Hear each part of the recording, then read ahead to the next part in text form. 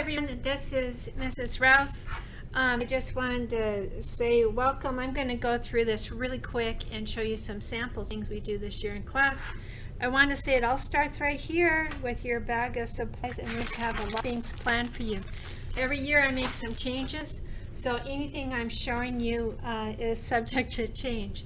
One thing we do, I used to have people put together a notebook. I don't think we'll do it this year. But in this notebook, there's a lot of things like how-to things. Here's different pencils. Here's some exercises, some techniques. There's lots of things that we do on the small side. Some formal things, obviously, what the terms are for this, exercises. So we do these types of things formatted smaller because I'm teaching you something. And then we do, along the way, we stop what we're doing and do a lot of large projects too, which I'm about to show you next. I did want to show you here, when we do our color theory, typically the paintings are kind of small. And so, and then we'll do larger paintings at the end, like here's a monochromatic painting. Why would you do that? What does it do? Here's a complementary painting. Why would you do that? And what does it do? Here's cool, warm. So different things that we can do with a different color combination. So those tend to be smaller paintings. And then some watercolor techniques and definitions and stuff. So a lot of how-to is built to this class. Some of the things I wanted to show you, let me start with some homework assignments. First of all, your sketchbook, I've ordered these, they just didn't come yet. So you'll get an assignment once a week. We can just start off a half a sheet of copy paper or something. But you're going to get a variety of assignments. Now these are all really nice. These are all full credit.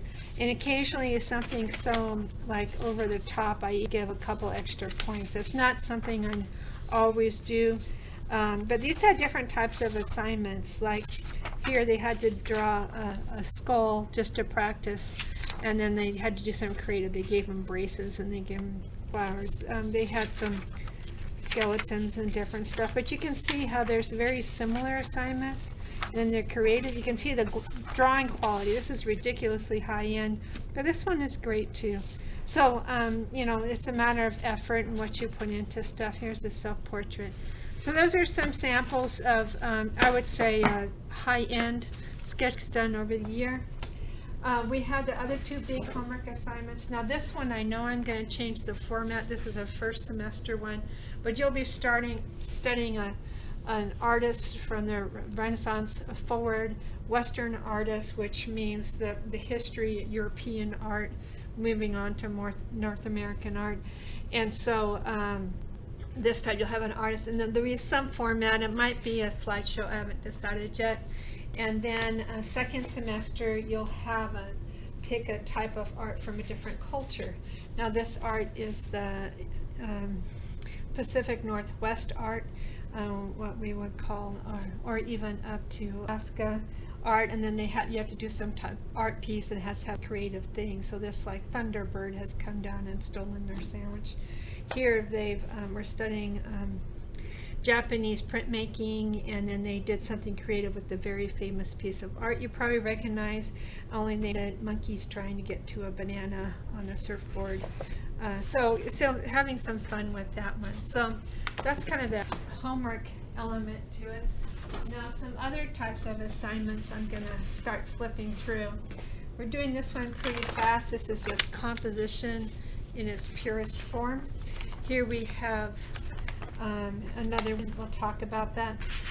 Here we're doing this is pretty soon as well, just drawing from some still lifes.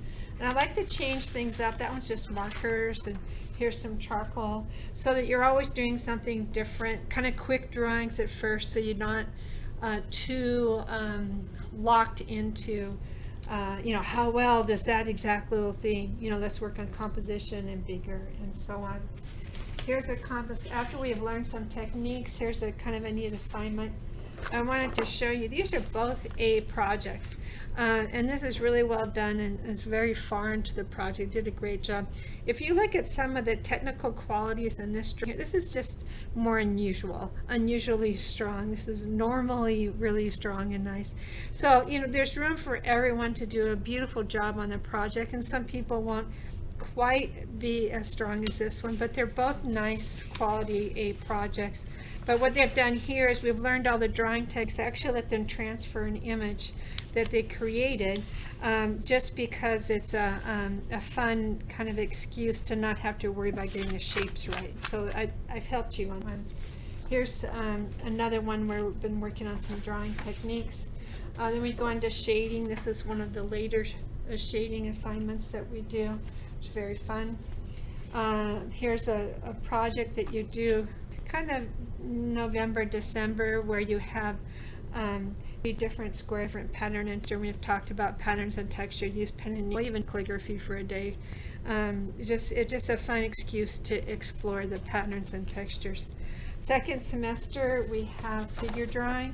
So we'll start off with some unusual types of things. Now, you know, how am I going to do this online? I don't know yet, but we'll figure it out.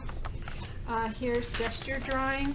Maybe you guys ask someone to be in the room with you, but different types of drawing approaches so that you can learn something that works for you. Now, figure drawing, portrait drawing is very hard, so you're not going to perfect it right away. Here's an approach, just, you know, trying to use shading with the figure. This is actually a figure assignment because it's an excuse to draw hands, so you're also holding an animal. Here we start some portrait drawing. So this kind of actually a little bit stylized, but still the person did a nice job being the proportions correct and everything. I'm sorry, my hands are waving all over the place. This is a design project I meant to show you. This is first semester, but each side of the box is doing something like symmetry, asymmetry, emphasis, doing some different repetition and rhythm, different design things. It's also telling the story, a personal story. So this will be applied a little differently this year. With the portrait drawings, we've done some difference over the year.